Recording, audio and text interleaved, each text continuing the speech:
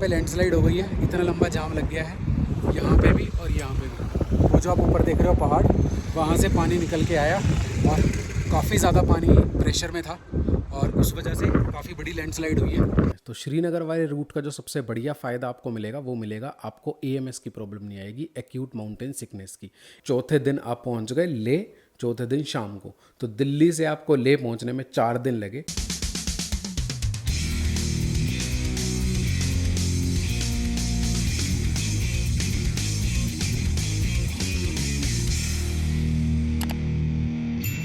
So welcome back to your channel guys, I hope you are doing well. So आज की video काफ़ी important होने वाली है उन लोगों के लिए जो लद्दाख का रोड ट्रिप प्लान करने वाले हैं। तो लद्दाख का सीज़न आ गया है, लद्दाख स्पीति वगैरह के सीजन्स आ गए हैं। तो बहुत सारी इन्फॉर्मेशंस मैं देना चाहूँगा आपको कि आप किस तरह से लद्दाख का रोड ट्रिप प्लान कर सकते हैं, क्योंकि लद्दाख एक बहुत बड़ी जर्नी है। आप उसको पूरे एक रीजन को भी ना, पूरे लद्दाख का जो रीजन है उसको आप नहीं कंप्लीट कर सकते एक महीने में भी।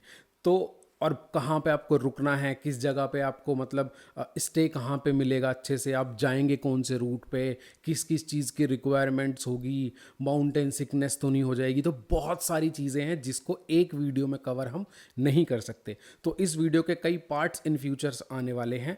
तो अभी सबसे पहले हम आज का जो टॉपिक है उस पर बात करते हैं और वो है लद्दाख की आइटनरी, कि हम किस तरह से लद्दाख पहुंच सकते हैं। तो लद्दाख पहुंचने के दो तरीके हैं, आप बाई रोड जा सकते हो या बाई एयर जा सकते हो। बाई एयर आप लेह में एयरपोर्ट में रुकोगे और वहाँ पे जाके आप लद्दाख को एक्सप्लोर कर सकते हो। बाई रोड आपके पास ऑप्शन होते हैं कि आप बाइक से जाओ या कार से जाओ, वो बाई रोड में ही आपका आ जाता है। तो अब बाई रोड में भी हमारे पास दो कैच आते हैं, जिसमें कि हर एक बार हर बंदे कंफ्यूज होते हैं। खास करके वो लोग कंफ्यूज होते हैं जो बिगिनर्स होते हैं, मतलब जो पहली बार ही लद्दाख जा रहे होते हैं, जिन्होंने प्लान करना होता है। तो ये वीडियो खासकर बिगिनर्स के लिए, क्योंकि इंटरमीडिएट या फिर जो बिल्कुल एक्सपर्ट है वो लद्दाख जा चुके होते हैं। ये वीडियो उन लोगों के लिए भी है जो बाकी नॉर्मल पहाड़ वगैरह पे जा चुके हैं लेकिन लद्दाख नहीं गए हैं अभी। तो ये वीडियो उन लोगों के लिए काफ़ी हेल्पफुल होने वाली है। तो अभी शुरू करते हैं हम कि आप लद्दाख बाई रोड किस तरह से आप जा सकते हो। तो लद्दाख बाई रोड के हमारे पास दो रास्ते होते हैं। या तो आप दिल्ली से वाया मनाली, पांग, सरचू होते हुए आप लेह पहुंच सकते हो, या फिर आप दिल्ली से श्रीनगर, सोनमर्ग, कारगिल होते हुए आप लेह पहुंच सकते हो। आपके पास ये दो रास्ते होते हैं। तीसरा रास्ता भी है एक ज़ंस्कार का, उसकी इस टॉपिक पे बात नहीं करेंगे क्योंकि ज़ंस्कार एक बहुत बड़ा टॉपिक है, उसके लिए मैं एक सेपरेट वीडियो बनाऊंगा। फर्स्ट हम बात करते हैं उन लोगों के लिए जो बिल्कुल बिगिनर है, जिन्होंने पहली बार लद्दाख का प्लान बनाया है। तो उन लोगों के लिए जो मैं रिकमेंड करूंगा तो वो होगा लद्दाख वाया श्रीनगर होते हुए, श्रीनगर सोनमार्ग होते हुए, ये वाला जो रूट होगा। ये रूट मनाली वाले रूट से तकरीबन 200 से 250 किलोमीटर लंबा होता है, लेकिन ये route one of the safest और अच्छे रूट्स में से माना जाता है जो लोग पहली बार लद्दाख का प्लान कर रहे हैं। दूसरा एक रूट होता है जिनको काफ़ी एक्सपीरियंस है लेकिन उनके पास 1 या 2 दिन कम है। तो अगर आप चाहो तो आप मनाली वाला रूट भी प्रेफर कर सकते हो, मनाली वाले रूट से भी आप जा सकते हो। लेकिन अब दोनों के ड्रॉबैक्स और दोनों के पॉजिटिव्स के बारे में बात कर लेते हैं। मनाली वाला जो रूट होता है, मनाली वाला रूट दिल्ली से मनाली, मनाली से जिस्पा, पैंग, सरचू होते हुए आप जाओगे ले। अब इन दोनों में फ़ायदे क्या हैं? तो श्रीनगर वाले रूट का जो सबसे बढ़िया फ़ायदा आपको मिलेगा वो मिलेगा आपको एएमएस की प्रॉब्लम नहीं आएगी, एक्यूट माउंटेन सिकनेस की। इसमें क्या होता है कि आप अगर अचानक से ही मतलब जल्दी से आप किसी भी एक हाइट पे पहुंच जाते हैं, तकरीबन 15,000 फीट, 12,000 फीट, तो वहाँ पे आपको वोमिटिंग, आपको मतलब सर दर्द, चक्कर आना, ये वाली चीज़ें की शिकायत ज़्यादातर लोगों को होती है। ज़्यादातर लोगों को ये वाली प्रॉब्लम्स का सामना करना पड़ता है। दूसरा बेनिफिट ये है आपका कि आपको एकदम से ही एडवेंचर वाली रोड नहीं मिलेंगी, क्योंकि मनाली से लेके आपका जो लेह का जो रास्ता है ना, वो काफ़ी ज़्यादा ऑफ रोडिंग वाला है। तो आप एकदम ऐसे रास्ते पे नहीं जाओगे कि भाई बिल्कुल एकदम गड्ढे वगैरह आ गए। अगर आप श्रीनगर वाले रास्ते पे जाते हो तो काफ़ी अच्छा हाईवे है, छोटे मोटे पैच आएंगे आपको ख़राब, लेकिन उसमें तब तक आपको आदत हो चुकी होगी, आपकी बाइक पे आपकी ग्रिप बन चुकी होगी। अभी हम बात कर लेते हैं एक नॉर्मल सिंपल सर्किट के लिए, और दिन हम मान के चलते हैं 10 से 12 या मैक्सिमम 14 दिन। आप सबसे पहले यहाँ से दिल्ली से चलोगे। दिल्ली से चलने का जो बेस्ट टाइम मैं आपको बताता हूँ, सुबह को निकल जाओ यहाँ से 5 बजे के आसपास। 5 बजे नहीं तो 4 बजे, आप जितना अर्ली निकल सकते हो उतना अर्ली निकल जाओ। आप हद से हद हार्डली, आप बहुत अच्छी आपने बाइक चला ली बहुत बढ़िया करके, तो आप ज़्यादा से ज़्यादा जम्मू पहुंच सकते हो। जम्मू आपने एक बार में कवर कर लिया। अगर जम्मू ना पहुंच के आपने पठानकोट में रुकना चाहो तो आप पठानकोट भी रुक सकते हो, अगर ज़्यादा बड़ी लाइन ड्राइव नहीं करना चाह रहे तो। आप फर्स्ट डे आप पठानकोट या जम्मू, दोनों में से जो भी आपको सही जगह लगती हो आप वहाँ पे रुक सकते हो। सपोज़ करते हैं, हम बिल्कुल बिगिनर्स का लेके चलते हैं। सपोज़ करते हैं हमने आप पठानकोट में रुक गए, पहले दिन आप पठानकोट रुक गए। इसमें आपने कोई हैक्टिक वाला शेड्यूल नहीं किया, क्योंकि हाईवे है सीधा लुधियाना और जलंधर होते हुए आपको जाएंगे आप, तो उसमें आपको कोई दिक्कत नहीं आएगी ऐसी कि बहुत ज़्यादा हैक्टिक हो गया आपका, आप चला सकते हो आराम से। पहले दिन आप पठानकोट रुक जाओ, पठानकोट के बाद दूसरे दिन आप चाहो तो श्रीनगर रुक जाओ। अगर आपने श्रीनगर नहीं देखा है तो आपको रुकना चाहिए। श्रीनगर में आप शाम तक पहुंच जाओगे आराम से। शाम तक पहुंचने के बाद वहाँ पे आप थोड़ा साइट सीन देखो, वहाँ के हाउस बोट में आप रह सकते हो, क्योंकि होटल्स तो आपको हर जगह पे मिलेंगे लद्दाख से आगे जाके ना। ये ज़रूर एक्सपीरियंस लेना कि भाई आप एक दिन हाउस बोट में रुकते हो, तो वो काफ़ी अच्छा एक्सपीरियंस होता है। तो अर्ली मॉर्निंग अगर आप निकलोगे श्रीनगर से तो आप सबसे पहले रुक जाओ सोनमर्ग में। तकरीबन 70-80 किलोमीटर के आसपास का पड़ जाएगा आपको। सोनमर्ग में आप कम से कम 1-1.5 घंटा स्पेंड करो अपना। स्पेंड करने के बाद वहाँ पे हॉर्स राइड वगैरह भी होती हैं, बहुत सारी एडवेंचर एक्टिविटीज़ भी होती हैं और काफ़ी अच्छी जगह है घूमने के लिए। तो आप 1-1.5 घंटा 2 घंटा, डिपेंड्स कि आपके पास कितना टाइम है, आप रुक सकते हो। तो सोनमर्ग के बाद आपको सीधा मिलेगा, जो सबसे एडवेंचर पास मिलेगा आपको वो होगा जोजिला पास। तो जोजिला पास क्रॉस करते हुए आप पहुँचोगे ज़ीरो पॉइंट पे। जोजिला पास आपको सबसे पहला ऐसा पास मिलेगा जिसमें आपको देख के लगेगा कि हाँ यार ये तो काफ़ी टफ है। इवन अभी वो बहुत अच्छा बना दिया गया है तो भी आपको थोड़ा टफ लग सकता है अगर आप फर्स्ट टाइम जा रहे हो। हम तब गए थे जब जोजिला पास बिल्कुल भी नहीं बना हुआ था, मतलब बहुत ऊबड़ खाबड़ और बहुत ज़्यादा हाइट पे वो पास था। मतलब बाइक पूरी जान लगा के और दूसरी तरफ खाई, बहुत सारी चीज़ों की दिक्कत हुई थी हमें। लेकिन अब जब मैं दूसरी बार गया था, नेक्स्ट ईयर जब मैं गया था, लास्ट ईयर जब मैं गया था, उस टाइम पे मेरे को उतना दिक्कत नहीं हुई थी।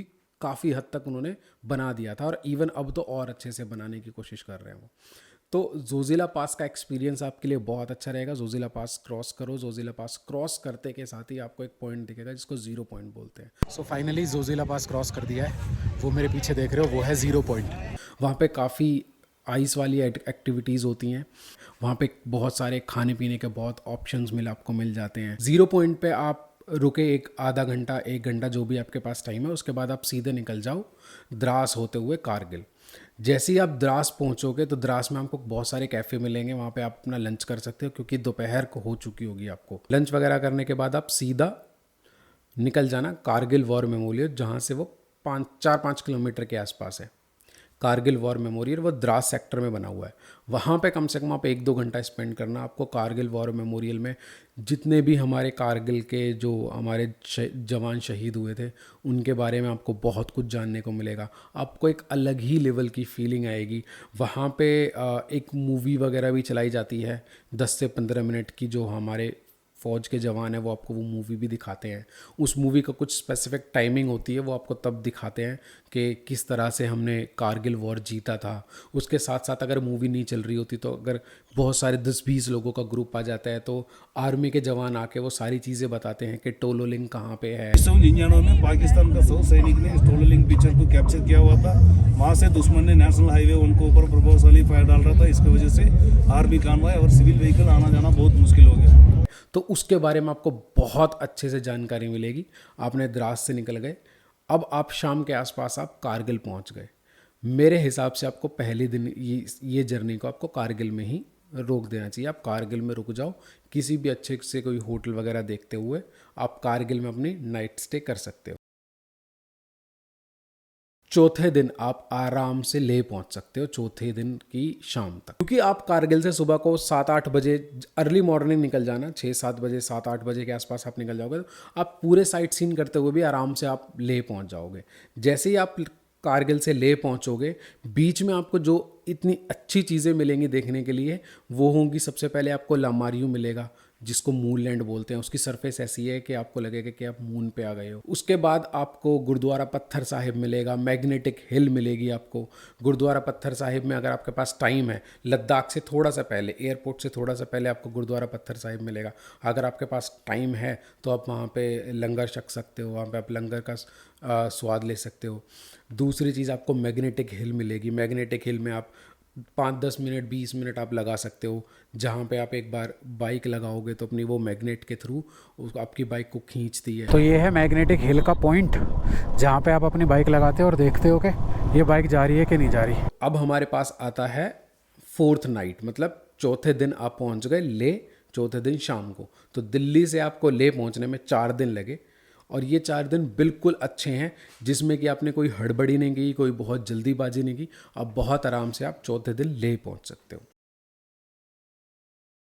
आप अगले दिन कहीं की कोई चीज़ प्लान मत करो, आप आराम से लेह में रुको। शांति स्तूपा है वहाँ पे, वो देखो। लेह की मार्केट को एक्सप्लोर करो, और उसके आसपास की 1-2-3 जगहें और हैं, आप वहाँ पे भी आप घूम सकते हो। लेह की जो मार्केट है उसको ज़रूर एक्सप्लोर करना। वहाँ पे आपको खाने के बहुत अच्छे कैफ़ेज़ मिल जाएंगे, बहुत सारी आपको चीज़ें मिल जाएंगी। तो मैं सजेस्ट करूँगा कि एक दिन आप रखना कि आप लेह पहुँचे हो शाम को, तो आप एक दिन लेह के लिए रखो। तो क्योंकि परमिट वगैरह बंद हो गए हैं कि आपको इतने दिन के लिए परमिट चाहिए, कितने दिन का चाहिए परमिट, अब परमिट 2-3 साल से बंद हो गया है, तो आपको एक नॉर्मल एनवायरमेंटल फ़ीस देनी होती है। चाहो तो आप वो लद्दाख की जो गवर्नमेंट की वेबसाइट है वहाँ पे आप जाके चेक कर सकते हो कि कितनी फ़ीस है, क्या है। हमारे टाइम पे अप्रॉक्स 400 रुपीज़ के आसपास थी। आप उसको पे करके आप वहाँ से एक पेपर मिलेगा आपको, उसका प्रिंट आउट आपके नज़दीकी प्रिंट वाले से निकलवा सकते हो। या फिर सिंपल सी चीज़, आप लद्दाख की मार्केट जब आप घूमने जाओगे, वहाँ पे आप किसी भी साइबर कैफ़े में जाके आप उनको बोल सकते हो कि भाई मैं लद्दाख घूमने आया हूँ, मेरे को जो भी एनवायरमेंटल फ़ीस है वो मेरे से पे कर लीजिए, और मेरे को उसका सर्टिफिकेट टाइप का जो भी होता है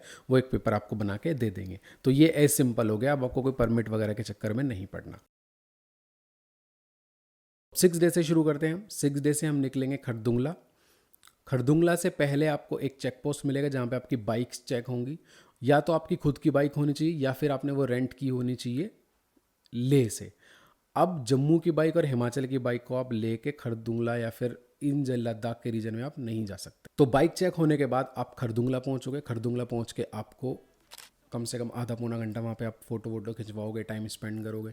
उसके बाद आप निकल जाओगे, नीचे की तरफ निकलोगे, आपको खरदुंग विलेज पड़ेगा। खरदुंग विलेज के बाद आपके पास 2 ऑप्शन आते हैं। अगर आपके पास टाइम है, होप कि आप लद्दाख आए हो तो टाइम होगा ही आपके पास, और इस चीज़ को आप मिस भी नहीं करना चाहोगे। 2 रास्ते होते हैं। अगर आपको पेंगोंग जाना है तो खलसर से एक रास्ता कट जाता है पेंगोंग की तरफ, और एक रास्ता कट जाता है नुब्रा वैली की तरफ।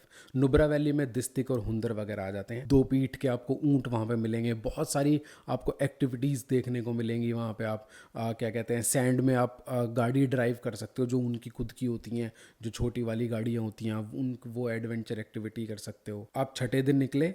छठे दिन निकल के आप खरदुंगला होते हुए आप हुंदर पहुंच गए। हुंदर में आपने टाइम स्पेंड किया, हुंदर में आपने नाइट स्टे करी, वहाँ पे आप घूमे फिरे। सीधा हुंदर से निकलो और पेंगोंग लेक।